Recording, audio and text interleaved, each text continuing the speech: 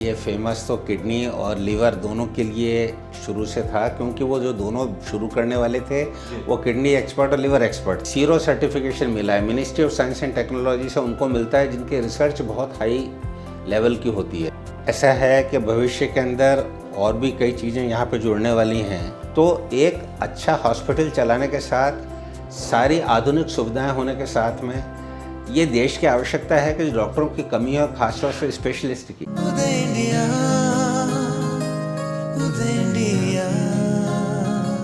नमस्कार, उदय India desk में स्वागत है आपका। मैं हूं अंशुमान आनंद और इस वक्त हम बैठे हैं Pushpavati Singhania hospital research institute PSRI, Delhi का एक बहुत फेमस हॉस्पिटल जो कि अपने सामाजिक कार्यों के लिए फेमस है।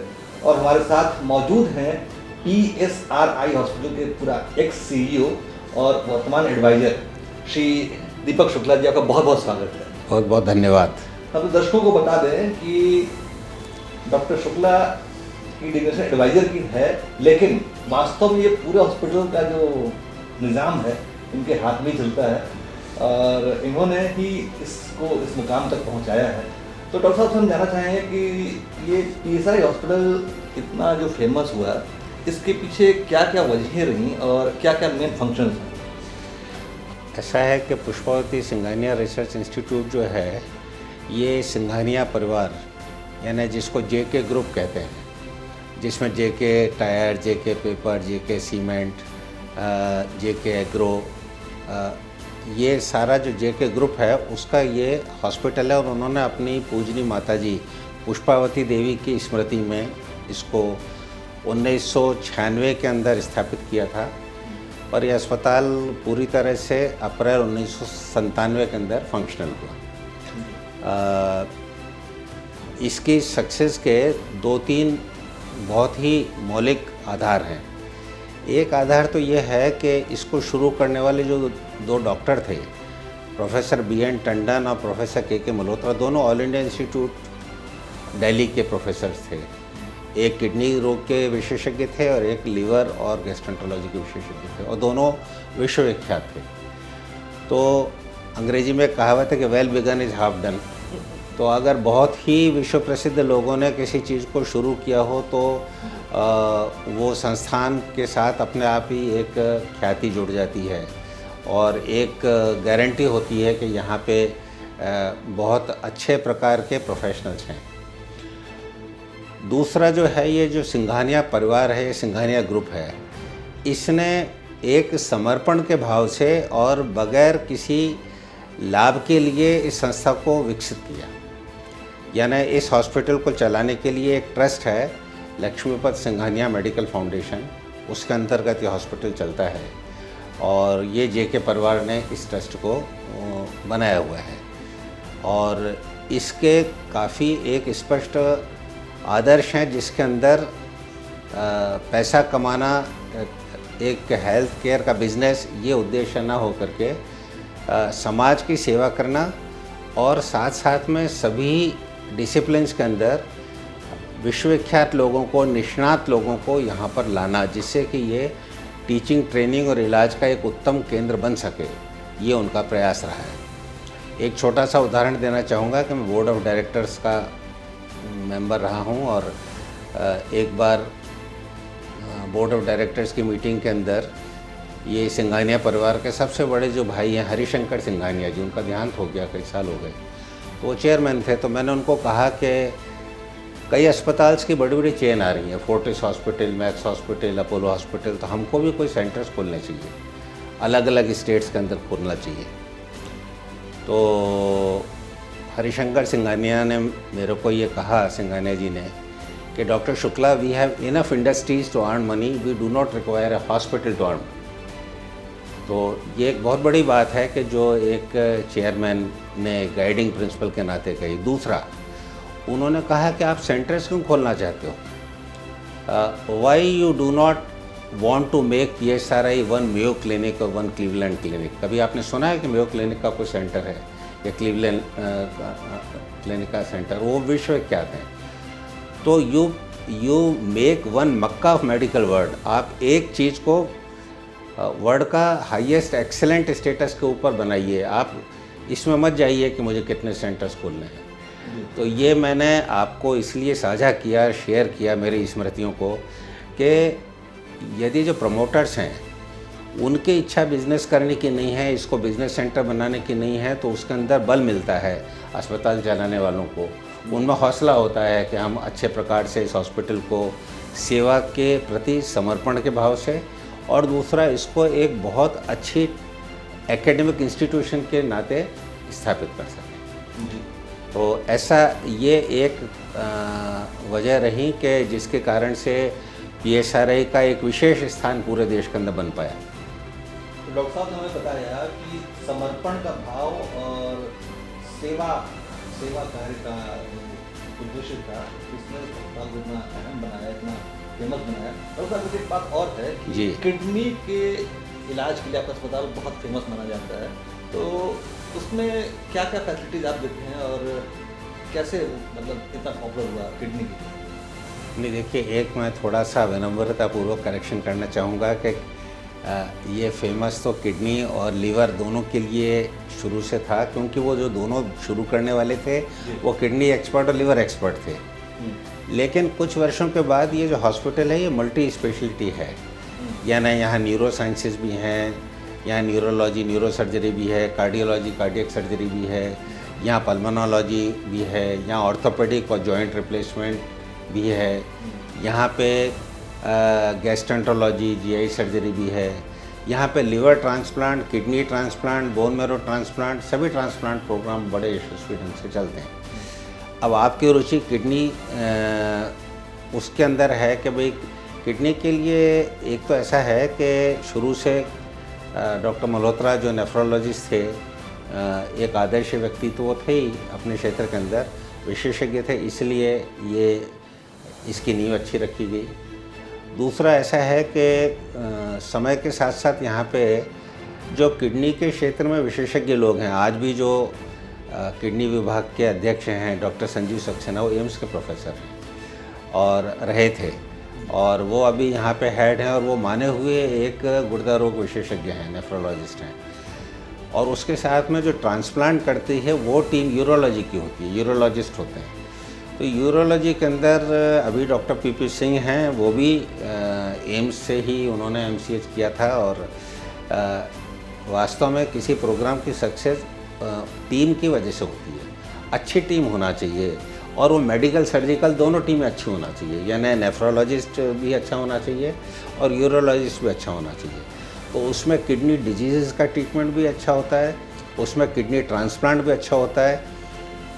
शायद हम ये पहला अस्पताल होंगे जिन्होंने 3 कपल का एक साथ स्वैप ट्रांसप्लांट किया, यानी 3 डोनर 3 रिसिपिएंट, एक दूसरे से बिल्कुल भी रिलेटेड नहीं, तीनों हस्बैंड वाइफ।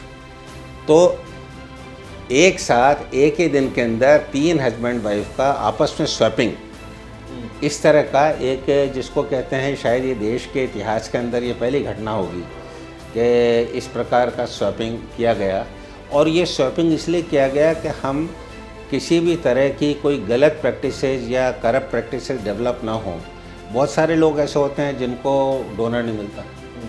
अब मान लीजिए कि वाइफ देना चाहती है हस्बैंड को और उनका ब्लड ग्रुप नहीं मिलता है, तो कोई दूसरा हस्बैंड वाइफ ऐसे हो सकते हैं कि उनको भी किडनी ट्रांसप्लांट की किसी को ज़रूरत है, उनका इसके हस्बैंड से मिलता है, इसकी वाइफ का उनके हस्बैंड से मिलता है।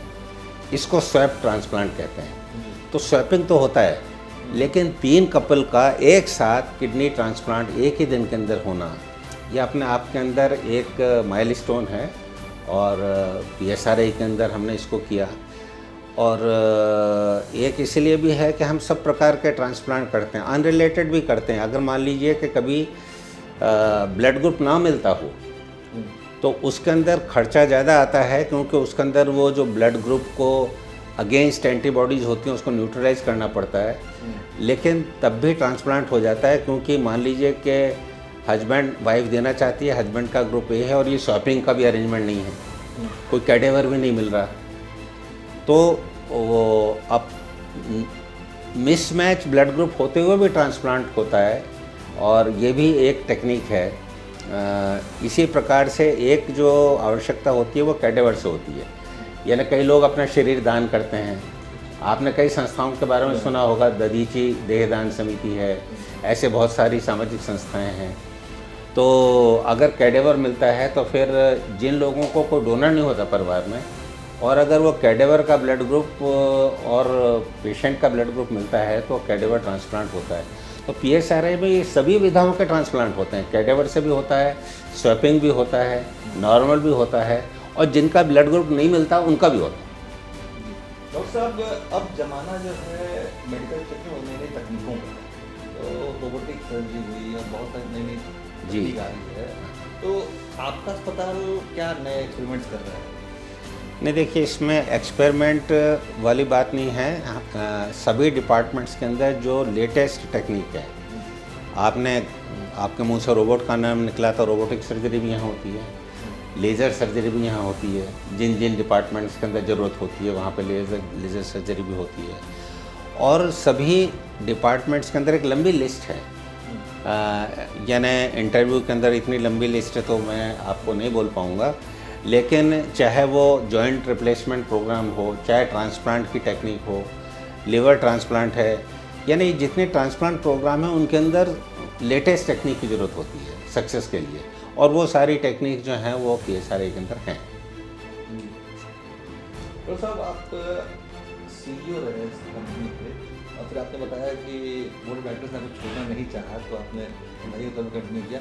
आप कब से जुड़े हुए हैं और आपके मतलब आपके रहते हुए आपने क्या क्या बदलाव देखे PSRI में? देखिए, ऐसा है कि मुझे यहाँ 24 वर्ष हो गए, और मैं लगभग इस अस्पताल के शुरू होते के साथ ही इससे जुड़ा रहा। मैंने as a medical superintendent join किया था, फिर मैं डिप्टी डायरेक्टर हुआ, फिर डायरेक्टर एडमिनिस्ट्रेशन हुआ, फिर डायरेक्टर ऑपरेशंस हुआ, और फिर CEO हुआ। और पिछले 2 वर्ष से मैं CEO से निवृत्त होकर के, और जो JK का मैनेजमेंट है उसने मेरे को एज एडवाइज़र यहाँ पे रखा हुआ है।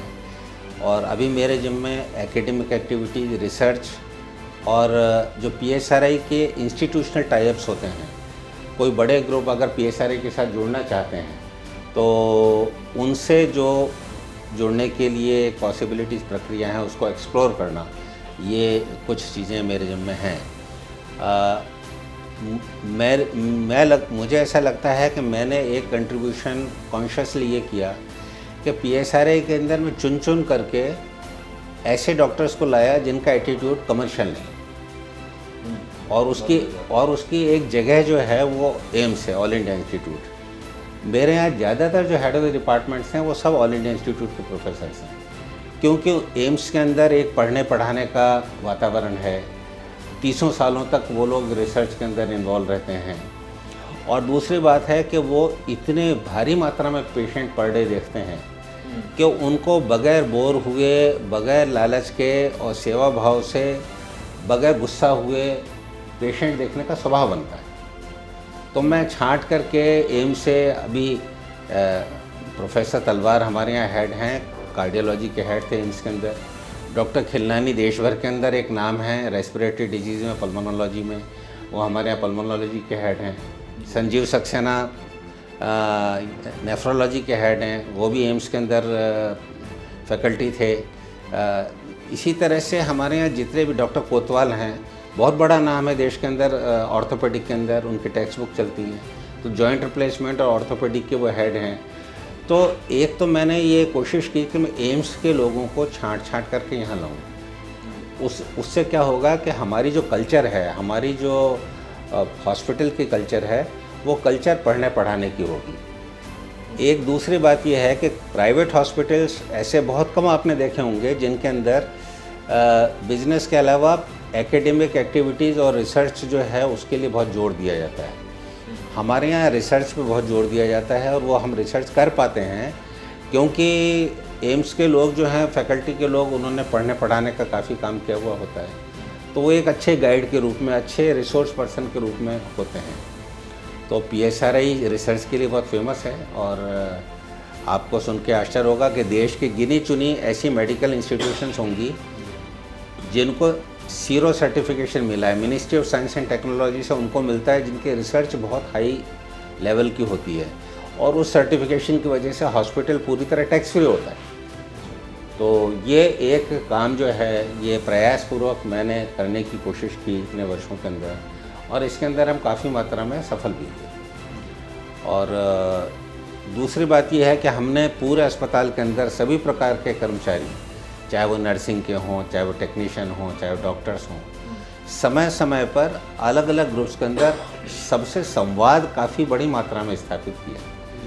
हमारा यह मानना है कि अगर हम अच्छी प्रकार से सबसे संवाद स्थापित करते हैं, सबको बोलने का मौका देते हैं, सबकी बात सुनते हैं, तो अस्पताल के अंदर एक परिवार भाव आता है। अस्पताल के अंदर एक कर्मचारी और एक अफसर इस नाते से लोग तनख्वाहखोर की तरह से व्यवहार नहीं करते। तो हमारा जो एक अनुभव है वो तो बहुत अच्छा है, और जो भी मरीज़ यहाँ आते हैं उनको एक ऐसा अनुभव होता है कि जैसे यहाँ का वातावरण बाकी अस्पतालों की अपेक्षा बहुत अलग है। यानी एक चौकीदार से लगा के, गार्ड से लगा के सब लोग विनम्र होते हैं, केयरिंग हैं। तो इस चीज़ की तरफ भी काफ़ी ध्यान दिया गया है, क्योंकि इलाज खाली डॉक्टर नहीं करते। इलाज के लिए पेशेंट का जो संपर्क है वो सभी लोगों से आता है। सफाई कर्मचारी से भी आता है, गार्ड से भी आता है, नर्सिंग स्टाफ से भी आता है। तो अगर सब लोगों का दृष्टिकोण और सबका संवाद और सबका जो उसको कहते हैं कि बोलचाल की भाषा वो संयत होगी, वो स्नेहपूर्वक होगी, आत्मीयतापूर्ण होगी, तो उससे कुल मिलाकर के जो इलाज के लिए आया है उसको एक आत्मसंतोष होगा कि मैं ठीक जगह पे हूँ। और एक अच्छी इच्छा शक्ति, पॉजिटिविटी होगी। तो एक रिसर्च भी है कि अगर आदमी विश्वास रखता है कि ये जगह ठीक है तो उसकी जो रिकवरी है वो फास्ट होती है। तो आपने पूछा, इसीलिए कुछ ही शब्दों में मुझे ऐसा लगा कि ये बताना चाहिए आपको। अवश्य। तो साहब, आपने 24 वर्ष का कार्यकाल रहा आपका, और आप CEO से फिर एडवाइजर, आप लेकिन भविष्य में इस अस्पताल को, संस्थान को कहाँ पहुँचा देखना चाहते हैं? बताओ, क्या कौन सा काम अभी और होना बाकी है? ऐसा है कि भविष्य के अंदर और भी कई चीज़ें यहाँ पे जुड़ने वाली हैं।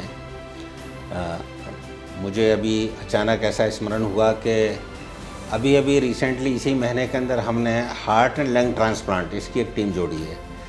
पूरे उत्तर भारत के अंदर लंग ट्रांसप्लांट के लिए कोई विशेषज्ञ नहीं है, और हमारे पास एक ऐसी टीम जुड़ी है कि वो हार्ट ट्रांसप्लांट भी करती है और लंग ट्रांसप्लांट भी करती है, और उसकी सक्सेस रेट बहुत अच्छी है।